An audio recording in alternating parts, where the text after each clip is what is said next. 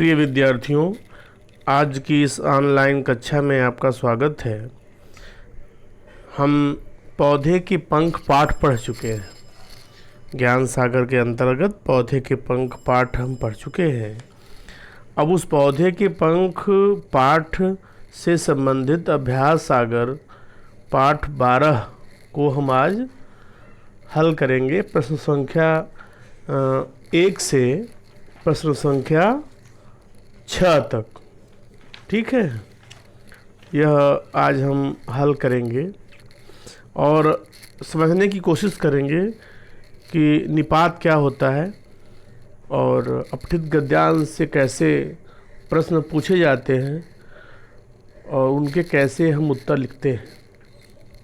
आइए चलते हैं। निपात, अपठित गद्यांश, 2 प्रकरणों को इस पाठ में लिया गया है, तो उससे संबंधित हम वाक्यों को पढ़ेंगे और समझने की कोशिश करेंगे। पहला प्रश्न है, निम्नलिखित वाक्यों को ध्यान से पढ़िए। वह बोला, हंसने ही की तो बात है। अपने स्कूल के साथियों से भी मैं एक दोस्त से ही बात करता हूँ। खेलों में भी मैं बहुत कम भाग लेता हूँ। माँ भी तो यही कहती रहती है, मेरा इकलौता पौधा है। इन वाक्यों में ही तो भी शब्द निपात है। अब निपात क्या है? परिभाषा देखें। जो शब्द वाक्य में अर्थ पर विशेष बल देते हैं उन्हें निपात कहते हैं। फिर से सुन लें। जो शब्द वाक्य में अर्थ पर विशेष बल देते हैं उन्हें निपात कहते हैं। जैसे, खेलों में भी मैं बहुत कम भाग लेता हूँ। खेलों में मैं बहुत कम भाग लेता हूँ। अब इन दोनों वाक्यों में अर्थ तो एक ही है कि लेखक खेलों में कम भाग लेता है, लेकिन पहले वाक्य में भी लगने से विशेष अर्थ प्रकट हो रहा है। उस अर्थ पर बल दिया जा रहा है कि खेलों के अलावा और भी कुछ है जिसमें लेखक कम भाग लेता है। जबकि दूसरे वाक्य में यह विशेष अर्थ प्रकट नहीं होता है। खेलों में मैं बहुत कम भाग लेता हूँ, इससे विशेष अर्थ प्रकट नहीं हो रहा। लेकिन पहले वाक्य में खेलों में भी मैं बहुत कम भाग लेता हूँ, लेकिन इसके अलावा कुछ और भी है जिसमें वो कम भाग लेते हैं। इस तरह से पहला प्रश्न। दूसरा प्रश्न है, नीचे दिए गए वाक्यों में निपात रेखांकित कीजिए। अंडरलाइन करना है। तो पहला है, माताजी मुंबई से कल ही आई हैं। ही, वह भी पिताजी के साथ चला गया। भी, परीक्षाएं शुरू होने में मात्र 2 दिन रह गए हैं। मात्र, मेरे पास केवल 10 रुपए हैं। केवल, मैंने तो उसे देखा भर था। तो भर, वह रात तक यही बैठा रहा। तक, मैं दिन भर काम कर रहा था। भर। इस तरह से प्रश्न संख्या 2 में ही, भी, मात्र, केवल, तो, भर, तक, यह निपात शब्द आए हुए हैं। ठीक है, ये निपात शब्द आए हुए हैं, इन्हें समझने की कोशिश करें। प्रश्न संख्या 3 में नीचे दिए गए वाक्यों में उचित निपात लगाकर खाली स्थान भरिए। यह काम कर तो लेने दो, मुझे भी परेशान करते हो। हम भी चलेंगे, जल्दी क्या है। वह आगरा ही जाएगा। वह तो कब की चलेगी। हम दोनों भी बहुत मेहनती हैं। हम दोनों मेहनती हैं से भी काम चल सकता है, अर्थ वही है। लेकिन हम दोनों भी बहुत मेहनती हैं मतलब और तो है ही है, उनके साथ में मैं भी हूँ। हम दोनों भी हैं। ऐसा नहीं कि बस जो बाकी लोग हैं मेहनती हैं हम लोग आलसी हैं, ऐसा नहीं है। हम दोनों भी मेहनती हैं। तो अर्थ पर विशेष बल दिया जाता है निपात अव्यय के द्वारा। वैसे ये अव्यय शब्द हैं। अव्यय शब्द के बारे में आप जान लें कि ये कभी बदलते नहीं हैं। अव्यय शब्दों के ऊपर कभी लिंग, वचन, काल का प्रभाव नहीं पड़ता। ये सदैव एक जैसे ही होते हैं।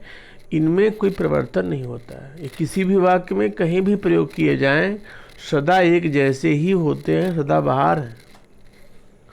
अब प्रश्न संख्या 4, निम्नलिखित निपातों का अपने वाक्यों में प्रयोग कीजिए। ही, मुझे आज हिंदी ही पढ़ना है। मुझे आज हिंदी ही पढ़ना है, मतलब मैं आज हिंदी ही पढ़ूंगा और विषय नहीं पढ़ने वाला। उसके बाद भी, मैं भी तुम्हारे साथ अवश्य चलूंगी। तो यह तो बहुत अच्छा दृश्य है, यह तो बहुत अच्छी बात है, यह तो बहुत अच्छा कार्य है। केवल, मेरे पास केवल 5 रुपए हैं। कक्षा में केवल 25 बच्चे बैठे हुए हैं।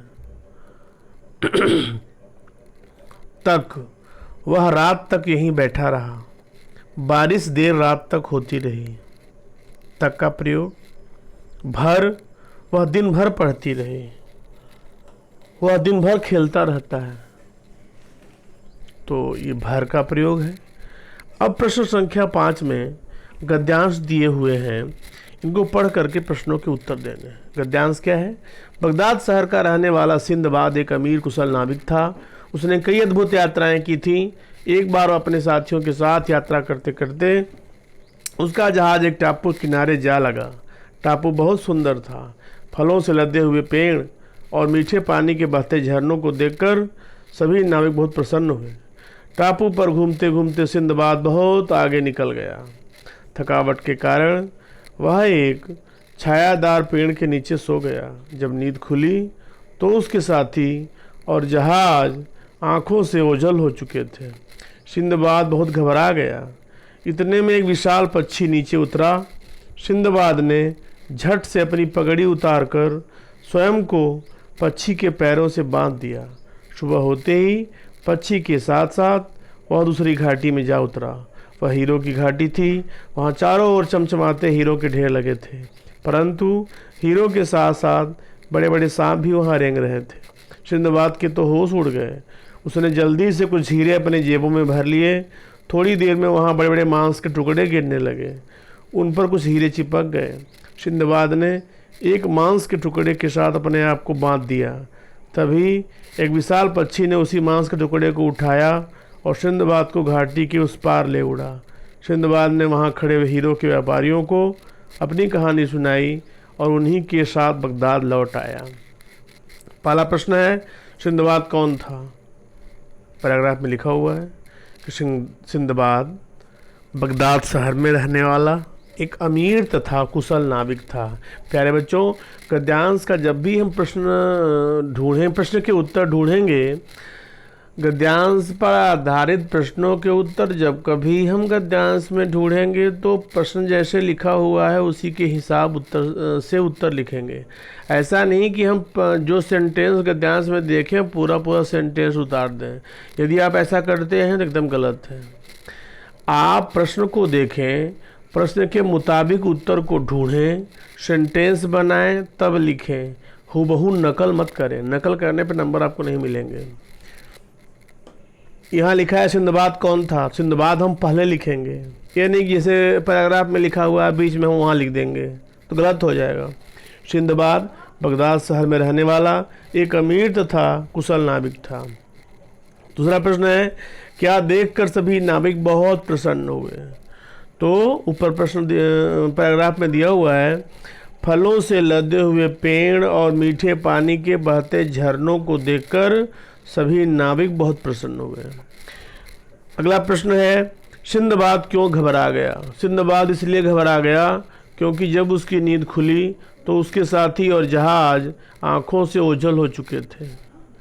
सिंदबाद इसलिए घबरा गया क्योंकि जब उसकी नींद खुली तो उसके साथी और जहाज आंखों से ओझल हो चुके थे। हीरो की घाटी में क्या क्या था? हीरो की घाटी में चारों ओर चमचमाते हीरो के ढेर लगे थे और वहाँ बड़े बड़े सांप रेंग रहे थे। अंतिम प्रश्न है, सिंदबाद ने अपनी कहानी किसे सुनाई? सिंदबाद ने अपनी कहानी हीरो के व्यापारियों को सुनाई। ठीक है, इस तरह से यह गद्यांश पर आधारित प्रश्न पूरा हुआ। आओ दोहराएं का पहला प्रश्न है, निम्नलिखित समस्त पदों का विग्रह कीजिए तथा समास का नाम लिखिए। मैंने आपको बताया था कि शब्दों के समूह को संक्षिप्त बनाने की जो प्रक्रिया है उसे समास कहते हैं। समासिक पदों को अलग अलग करने की प्रक्रिया को समास विग्रह कहते हैं और विग्रह किए हुए पदों को मिलाकर एक संक्षिप्त पद बनाने की प्रक्रिया को समासिक पद कहते हैं, समस्त पद कहते हैं। जो समासिक पद है उसे समस्त पद भी कहते हैं। तो यहाँ समस्त पद दिया हुआ है, उसको विग्रह करना है और समास का नाम लिखना है। आपको जो चीज़ें बताई गई हैं समास के बारे में, जो कोई प्रश्न आपके हैं उसे आप मेरा जो पर्सनल नंबर है उसमें आप पूछ सकते हैं। तो प्रश्न संख्या 6 का पहला प्रश्न, सत्याग्रह। सत्याग्रह, सत्य के लिए आग्रह, तत्पुरुष समास। चतुर्मुख, 4 मुखों का समाहार या समूह, द्विगु समास। सभी समासों का नाम लिखने की प्रैक्टिस कर लें। समास के नाम लिखने में आपकी गलती नहीं होनी चाहिए, यदि होगी तो नंबर आपके काट दिए जाएंगे। जलधारा, जल की धारा, तत्पुरुष समास।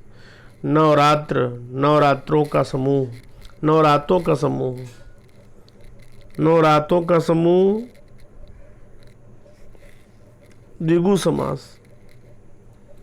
राजा रंक, राजा और रंक, द्वंद्व समास। द्वंद्व में व के पहले व के ऊपर बिंदी होती है। जल थल, जल और थल। इस तरह से आज प्रश्न संख्या 1 से प्रश्न संख्या 6 तक ही हम करेंगे, बाकी हम कल करेंगे, ठीक है। अब हम आते हैं कि निपात है क्या, इसको भी समझने की कोशिश करें।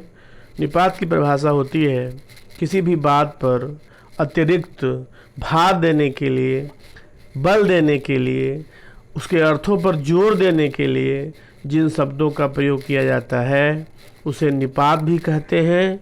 और निपात का दूसरा नाम अवधारक होता है, निपात कहते हैं। जैसे भी, तो, तक, केवल, ही, मात्र आदि, और भी हैं इसलिए आदि लिखा है। अब ध्यान से देखें, किसी भी बात पर अतिरिक्त भार देने के लिए जिन शब्दों का प्रयोग किया जाता है, भार मतलब बल, उसे निपात या अवधारक कहते हैं। जैसे भी, तो, तक, केवल, ही, मात्र आदि। निपात के उदाहरण दिए गए हैं। तुम्हें आज रात रुकना ही पड़ेगा, ही। तुमने तो हद पार कर दी, तो। कल मैं भी आपके साथ चलूँगा, भी।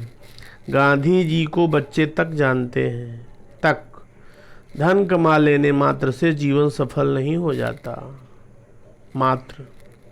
निपात के भेद, यास्क मुनि ने निपात के 3 भेद बताए हैं, ठीक है।